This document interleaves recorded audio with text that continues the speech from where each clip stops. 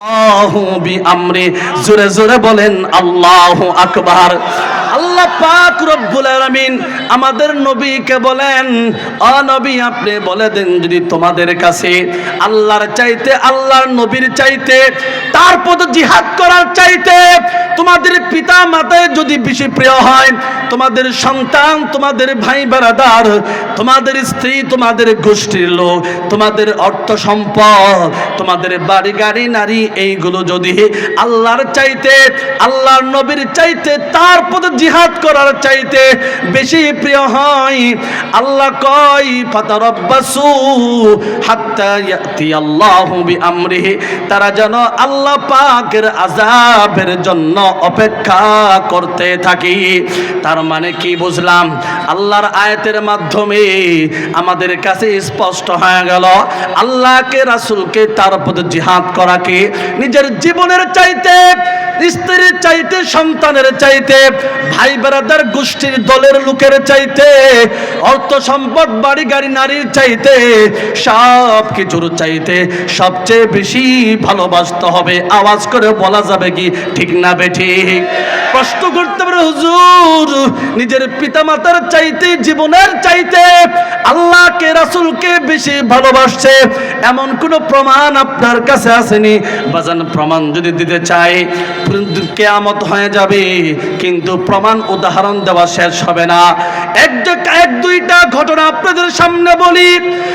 হযরত আবু বকর সিদ্দিক রাদিয়াল্লাহু তাআলা আনহু নওজোয়ান একজন সাহাবী, তিনি কালেমা পড়ে মুসলমান হয়েছেন, কিন্তু তার পিতা আবু কুহাফা টাটকা একটা কাফের। পিতা হলো কাফের, সন্তান হলো মুসলমান। ঘর থেকে একসাথে বের হলো, ঘরের সামনে ছিল একটা দোকান, ওই দোকানের ভিতরে আগে থেকে কিছু মানুষ বসা ছিল, তারা গীবত শিকায়েত করতেছে। এই পর্যায়ে আবু কুহাফা দোকানের ভিতরে গিয়ে বসছে।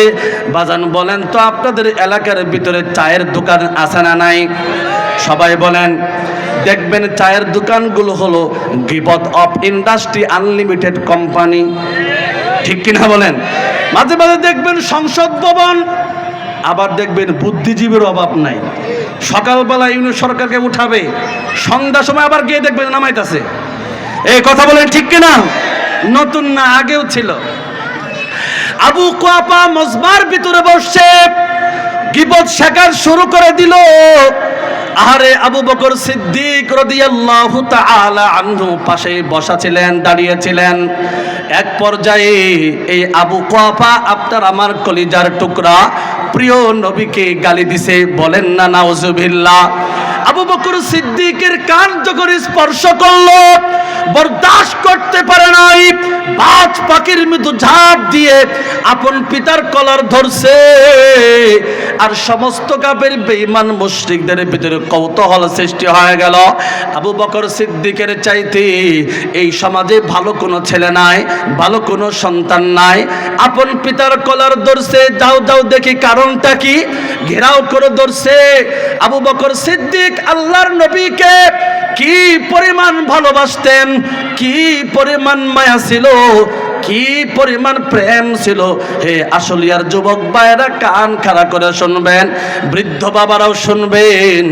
সমস্ত মানুষের সামনে আপন পিতাকে আবু বকর সিদ্দিক রাদিয়াল্লাহু তাআলা আনহু এমন একটা চাপড়া ঘাত করলেন, এমন একটা থাপড়া মারলেন, এক থাপড়া খাইয়া আপন পিতা বয়োজ্যেষ্ঠ মুরব্বী মুখ থুবড়ে জমিনে পড়ে একদম বেহুঁশ হয়ে গেছে। জোরে জোরে বলেন আল্লাহু আকবার। কিছুক্ষণ পর হুঁশ ফিরে এলো। এরপর আবু কুহাফা ডাগর ডাগর দৃষ্টিতে আবু বকরের চেহারার দিকে তাকায় থাকে, মাগার কিছু বলার সাহস পায় না।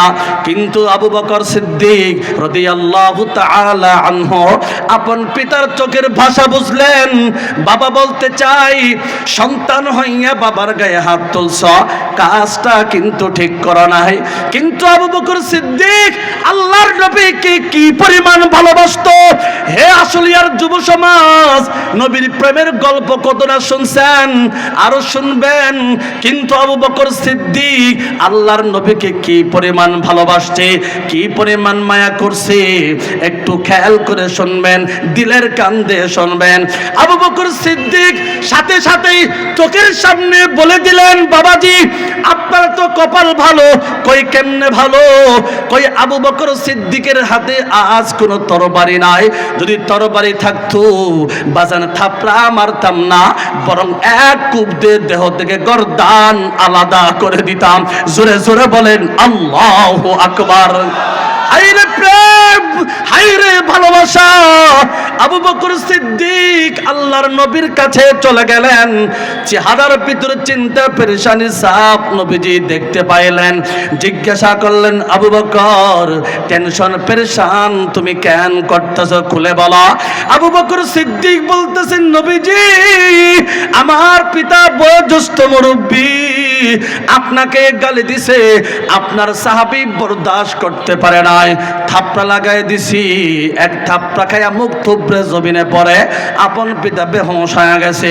আল্লাহর নবীর বড় মায়া লাগছে, কারণ তিনি তো রাহমাতুল লিল আলামিন, তিনি তো দয়ার নবী, ও মায়ার নবী, তার তো মায়া লাগছে।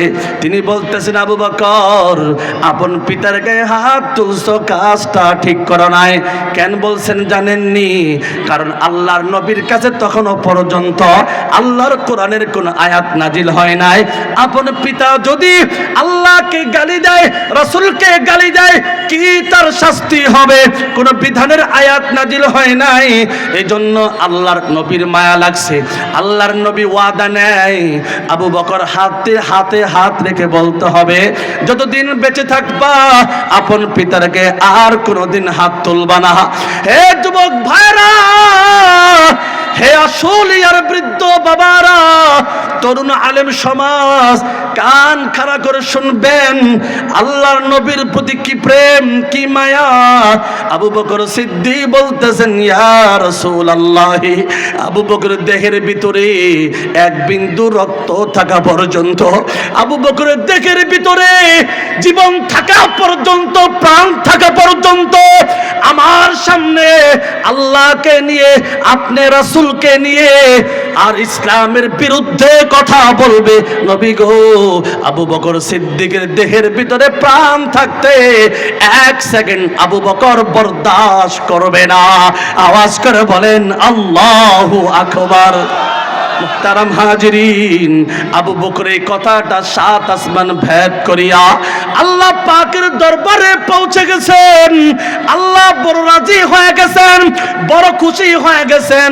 আবু বকর সিদ্দিকের শানে পক্ষে আল্লাহ পাক আয়াত নাজিল করে দেয়, জিব্রাইলকে পাঠায় দাও, আমার বন্ধুকে জানায় দাও আবু বকর যে কাজটা করছে এটাই প্রেম, এটাই ভালোবাসা, এটাই হলো সত্যিকার অর্থে আশিকে রাসূল হওয়ার পরিচয়। জোরে জোরে বলেন ঠিক না বেঠিক? সূরাতুল মুজাদালা 22 নম্বর আয়াত। হে যুবক ভাইরা, জীবনে গুগল হুজুরকে সার্চ দিয়ে বহুত কিছু দেখছেন, কত গান বাজনা নাটক সিনেমা দেখছেন। আজকে বাসায় যাবেন, বালিশে তাদের ঠান্ডা মাথায় কপালটা লাগাইবেন, মাথাটা লাগাইয়া আবার গুগল হুজুরকে সার্চ করবেন। সূরাতুল মুজাদালা 22 নম্বর আয়াত। মুফতি রাকিবুল ইসলাম মাহমুদি যা বলে গেল আল্লাহর কোরআনের সাথে মিল আছে কিনা। আল্লাহ কত সুন্দর করে কয়, লা তাজিদু কওমান ইউমিনুনা, লা তাজিদু কওমান ইউমিনুনা বিল্লাহি ওয়াল ইয়াউমিল আখির ইউআদ্দুনা মান হাদ্দাল্লাহ ওয়া রাসূলাহু ওয়ালাউ কানু আবাআহুম আও আবনাআহুম আও ইখওয়ানাহুম আও আশীরাতাহুম। আল্লাহ বলেন, হে মুহাম্মদ, না না না, ওই জাতিকে, সম্প্রদায়কে কোশ্চিন কালেও আপনি পাবেন না যেই জাতি, যেই সম্প্রদায়, যেই গোত্র আল্লাহকে আখিরাতকে বিশ্বাস করে, সেই জাতি, সেই সম্প্রদায় কোশ্চিন কালেও আল্লাহ তার রাসূলের দুশমনদের সাথে সম্পর্ক রাখবে না। আওয়াজ করে বলেন ঠিক না বেঠিক?